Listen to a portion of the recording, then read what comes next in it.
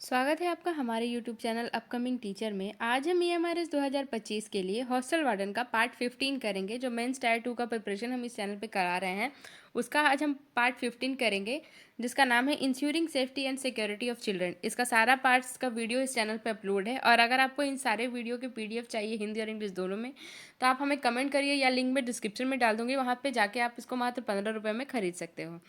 बाकी वीडियो शुरू करने से पहले आप हमारे अपकमिंग टीचर को सब्सक्राइब करें, वीडियो को लाइक करें और शेयर करें। तो चलिए वीडियो को शुरू करते हैं। ये सारे टॉपिक्स थे हॉस्टल वार्डन के सिलेबस मेंस के, जो मैं पढ़ा चुकी हूँ आपको। इन सारे 12 टॉपिक्स के अगर आपको PDF चाहिए तो आप कमेंट करिए या लिंक में डिस्क्रिप्शन में दे दूँगी, वहाँ से आपको लिखा हुआ PDF हिंदी इंग्लिश दोनों में मिल जाएगा। बाकी एडमिनिस्ट्रेटिव एप्टीट्यूड में भी मैं 2 टॉपिक्स करा चुकी हूँ। आज हम तीसरा पढ़ेंगे, ensuring safety and security of children. बाकी सारे टॉपिक्स भी मैं इसका कराऊंगी और एग्जाम तक आपके मैं साथ हूँ। तो आप मेरे चैनल को सब्सक्राइब ज़रूर करें और नोटिफिकेशन को देखते रहें, कैसे कैसे मैं पढ़ा रही हूँ उसको फॉलो करते रहें। तो ये 2 टॉपिक्स कल हो चुके हैं, कल और परसों। आज मैं डालूंगी ensuring safety and security of children. आज मैं पढ़ा रही हूँ, तो चलिए वीडियो को शुरू करते हैं। Ensuring safety and security of children यानी कि हॉस्टल में बच्चों की सुरक्षा और संरक्षण सुनिश्चित करने में हॉस्टल वार्डन की भूमिका। मतलब हॉस्टल वार्डन की क्या भूमिका होनी चाहिए, आसान भाषा में कहा जाए तो हॉस्टल वार्डन की भूमिका क्या होनी चाहिए हॉस्टल में बच्चों की सुरक्षा और संरक्षा सुनिश्चित करने के लिए, ये हम लोग को इस टॉपिक में पढ़ना है। तो देखिए, इंट्रोडक्शन आएगा, पहले कैसे लिखना है मैंने इसके ऊपर भी वीडियो बनाया है कि आप आंसर राइटिंग कैसे करेंगे। आप जाके मेरे चैनल पे देख सकते हो कि कैसे लिखना आपको कैसे है। और सबसे पहले तो आप लिखने का ही प्रैक्टिस कीजिए। लिखने का जितना प्रैक्टिस करिएगा उतना आपका मेंस का तैयारी बढ़िया होगा और एग्ज़ाम आपका बढ़िया जाएगा। तो देखिए, बच्चों की सुरक्षा और संरक्षा किसी भी हॉस्टल प्रशासन के सर्वोच्च प्राथमिकता होती है। ठीक है, हॉस्टल वार्डन केवल प्रशासक नहीं बल्कि बच्चों के अभिभावक की भूमिका निभाता है। चूंकि छात्र अपने घर से दूर रहते हैं, इसलिए उनकी शारीरिक, मानसिक और भावनात्मक सुरक्षा सुनिश्चित करना वार्डन की नैतिक और कानूनी जिम्मेदारी होती है। बिल्कुल सही बात है। देखिए, बच्चे की, क्योंकि हॉस्टल में केवल रहने की जगह नहीं होती, बल्कि क्या होता है, बच्चों का दूसरा घर होता है। हॉस्टल जो है रहने की केवल जगह नहीं होती, बच्चे का दूसरा घर होता है। ऐसे में हॉस्टल वार्डन की जिम्मेदारी सिर्फ अनुशासन बनाए रखने तक सीमित नहीं होती, बल्कि बच्चे की शारीरिक, मानसिक, भावनात्मक और नैतिक सुरक्षा सुनिश्चित करना भी वार्डन का मुख्य कर्तव्य होता है।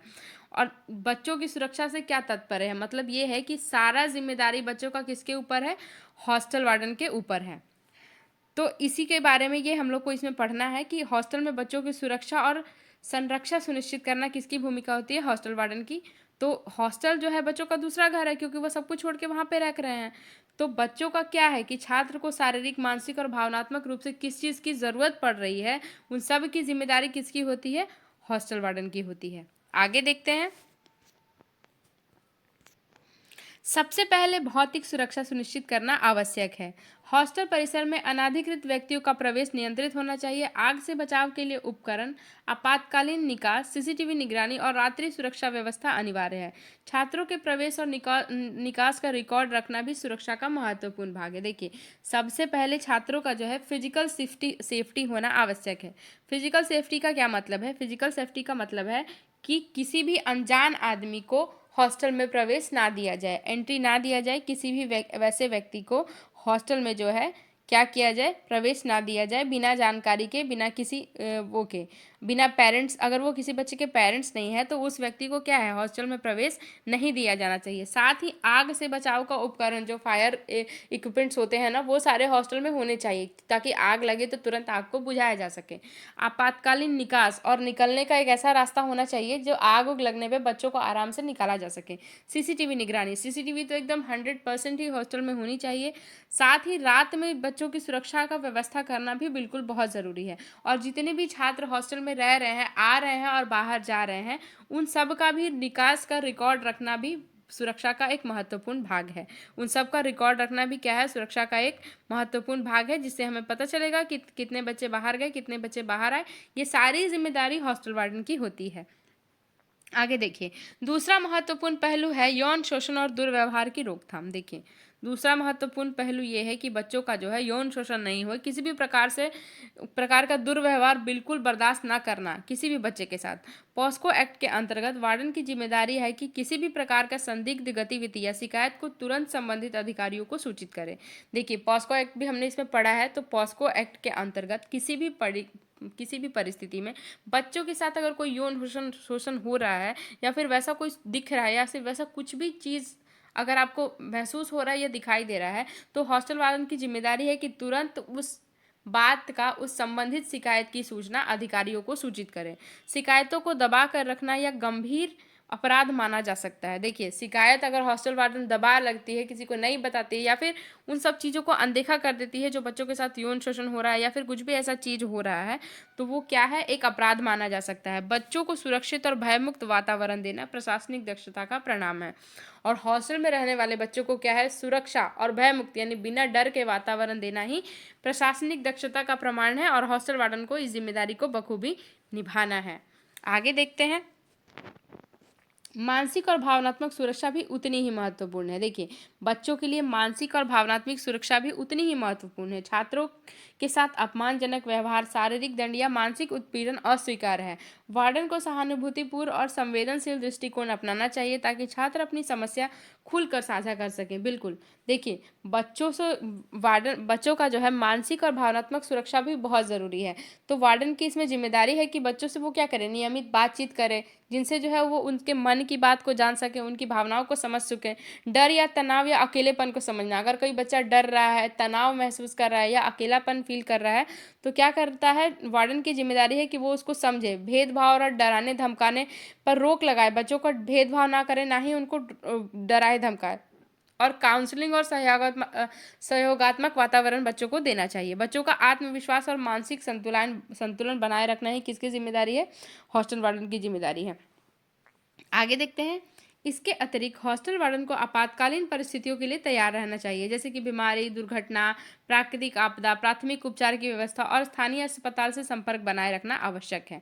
देखिए, इसके अतिरिक्त भी हॉस्टल वार्डन की क्या है, जिम्मेदारी है कि वो क्या करे, आपातकालीन या फिर कैसी भी मुसीबत आ जाए एट ए टाइम, तो उसके लिए उसको तैयार रहना है। चाहे कोई बच्चा बीमार पड़ गया, चाहे किसी को दुर्घटना हो गया कुछ, या फिर कहीं भूकंप आ गया, सुनामी आ गया, आग जल गया, कुछ भी ऐसा हो गया, तो उसके लिए क्या करना है, हॉस्टल वार्डन को एकदम तैयार रहना है। प्राथमिक उपचार की व्यवस्था, जो फर्स्ट एड किट वगैरह, ये सब भी उसको हॉस्टल में रखना है, और साथ ही आसपास के अस्पताल से संपर्क रखना आवश्यक है, ताकि इमरजेंसी में किसी भी बच्चे को कुछ भी होता है तो उन्हें तुरंत हॉस्पिटल ले जाया जा सके, उनका ट्रीटमेंट कराया जा सके। ये सारी जिम्मेदारी हॉस्टल वार्डन की होती है, क्योंकि हॉस्टल बच्चों का दूसरा घर होता है, और जब बच्चा हॉस्टल में रहता है अपने माता पिता अपने घर को छोड़ के, तो उसकी पूरी जिम्मेदारी हॉस्टल वार्डन की होती है कि वो बच्चों को परिवार जैसा माहौल दे, उनमें अनुशासन बनाए रखे, बिना डर बिना भय के उनकी सुरक्षा करे, किसी भी बीमारी दुर्घटना होने पे तुरंत उनका इलाज कराए, तुरंत एक्शन ले, हर चीज़ के लिए रेडी रहें। आगे देखते हैं। सुरक्षा केवल नियमों से नहीं बल्कि विश्वास से भी जुड़ी होती है। यदि छात्र वार्डन पर भरोसा करते हैं तो वो किसी भी खतरे या समस्या की सूचना समय पर दे सकते हैं। नियमित बैठक और संवाद और सुरक्षा को और सुदृढ़ बनाते हैं। देखिए, सुरक्षा केवल नियम से नहीं बल्कि विश्वास से भी जुड़ा होता है। बिल्कुल सही बात है, सुरक्षा जो है वो विश्वास से ही जुड़ा होता है। अगर जो है, देखिए, अगर यदि छात्र वार्डन पर भरोसा करेंगे, उनको वार्डन पर भरोसा होगा, तभी ना वो किसी भी खतरे या समस्या के समय तुरंत सूचना उसको दे सकेंगे वार्डन को। और ये भरोसा तभी होगा जब समय समय पर मीटिंग किया जाए, बैठक किया जाए, बच्चों से बात किया जाए। जब तक हम बच्चों से बात नहीं करेंगे, बच्चा कोई चीज़ हमसे शेयर नहीं करेगा, वो डरेगा बताने में। अगर उनके मन में भय रहेगा ना कि गलती बताएंगे तो मार खा जाएंगे, चाहे हमको दंड मिलेगा, तो ऐसे करने पे बच्चा कोई चीज़ शेयर नहीं करेगा। जब हम बच्चों से वैसा बना के रखेंगे, नियमित बैठक करेंगे, बातचीत करेंगे, बच्चों की भावनात्मक फीलिंग्स को समझेंगे, मानसिक फीलिंग्स को समझेंगे, तभी बच्चे कोई चीज़ हमसे शेयर कर पाएंगे और बच्चों की हम सुरक्षा कर पाएंगे। समय पे हमें किसी भी चीज़ की जानकारी मिलेगी और समय पे हम बच्चों की सुरक्षा कर पाएंगे। आगे देखते हैं। आगे निष्कर्ष आया निकल के, मैंने बताया था कि लास्ट में निष्कर्ष तो लिखना है। बच्चों की सुरक्षा और संरक्षा सुनिश्चित करना हॉस्टल वार्डन की सबसे महत्वपूर्ण प्रशासनिक जिम्मेदारी है। एक सजग और उत्तरदायी वार्डन ही हॉस्टल की सुरक्षित, अनुशासित और सकारात्मक वातावरण प्रदान कर सकता है, जो बच्चों के सर्वांगीण विकास के लिए आवश्यक है। बिल्कुल सही बात है कि बच्चों की सुरक्षा और संरक्षा सुनिश्चित करना किसकी जिम्मेदारी है? हॉस्टल वार्डन की जिम्मेदारी है और ये बहुत ही महत्वपूर्ण प्रशासनिक जिम्मेदारी है। एक सजग और जो मतलब उत्तरदायी वार्डन है वही हॉस्टल को क्या कर सकती है? सुरक्षित, अनुशासित और सकारात्मक वातावरण प्रदान कर सकती है, जो बच्चों के सर्वांगीण विकास के लिए आवश्यक है। अगर हॉस्टल में सारी तरह की सुविधाएं नहीं मिलेगी, बच्चा मानसिक तौर पर परेशान रहेगा, शारीरिक तौर पर परेशान रहेगा, तो वो बढ़िया से पढ़ाई नहीं कर पाएगा और बच्चों का क्या है? सर्वांगीण विकास नहीं हो पाएगा। तो आज के वीडियो में इतना ही। आज मैं आपसे एक क्वेश्चन पूछती हूँ और उस क्वेश्चन का आंसर जो है आपको देना है। क्वेश्चन मैं यहाँ पे लिख देती हूँ, आप क्वेश्चन का आंसर कमेंट में दीजिए या कुछ भी जैसे भी हो आप बताइए।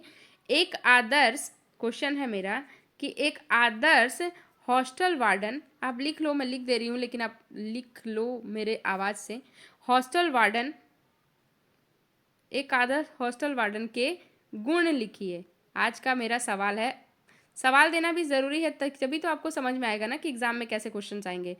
तो मैं सवाल दे रही हूँ, आप सवाल लिख लिए कि एक आदर्श हॉस्टल वार्डन के गुण लिखिए। आपको इसका गुण कमेंट में बताना है, शॉर्ट में बताइए या फिर पैराग्राफ में लिख के बताइए। और आंसर राइटिंग का प्रैक्टिस ज़रूर करते रहिए, लिखना ही आपको एग्ज़ाम में काम आएगा। रट्टा मारने से आप नहीं लिख सकते हैं, बहुत ज़्यादा लिखने से, आप बहुत ज़्यादा सोच रखने से, 2-4 पेज में आंसर लिख देने से भी आपको मार्क्स नहीं मिलेगा। टू द पॉइंट लिखेंगे, पैराग्राफ में लिखेंगे, इंट्रोडक्शन बना के लिखेंगे, निष्कर्ष बना के लिखेंगे, तभी आपको मार्क्स मिलेगा। और अभी से लिखने का प्रैक्टिस जारी रखिए। अचानक से एग्ज़ाम का डेट आ जाएगा, फिर आपका प्रिपरेशन नहीं हो पाएगा, सब छूट जाएगा। इसीलिए एग्ज़ाम अभी से तैयारी जारी रखिए। बाकी वीडियो में इतना ही।